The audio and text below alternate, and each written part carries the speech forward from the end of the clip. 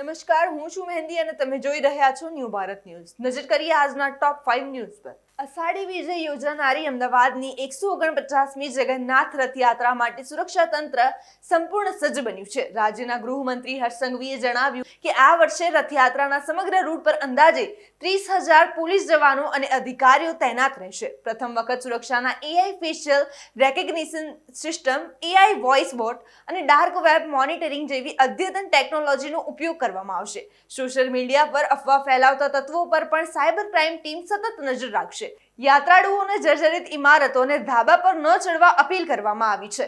હાથીઓની સુરક્ષા માટે પણ વિશેષ વન્યજીવો ટીમો તૈનાત કરવામાં આવી છે. વડોદરામાં અષાઢી બીજના પાવન દિવસે 16 જુલાઈએ ભગવાન જગન્નાથજીની ભવ્ય રથયાત્રા નીકળશે.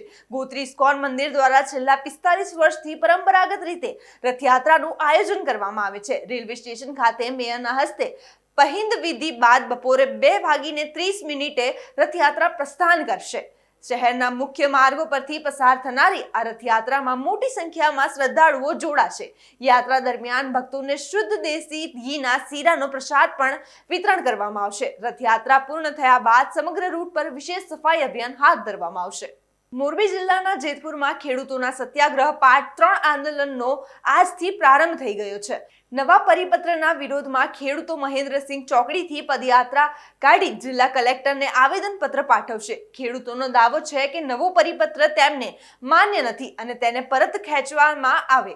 પદયાત્રામાં મહિલાઓ, ખેડૂતો અને વિવિધ ગામોના પ્રતિનિધિઓ મોટી સંખ્યામાં જોડાયા છે. કલેક્ટરને આવેદન પાઠવી પોતાની માંગણીઓ રજૂ કરવામાં આવશે. આંદોલનને લઈને સમગ્ર વિસ્તારમાં ખેડૂતોમાં ભારે ઉત્સાહ અને એકતા જોવા મળી રહી છે.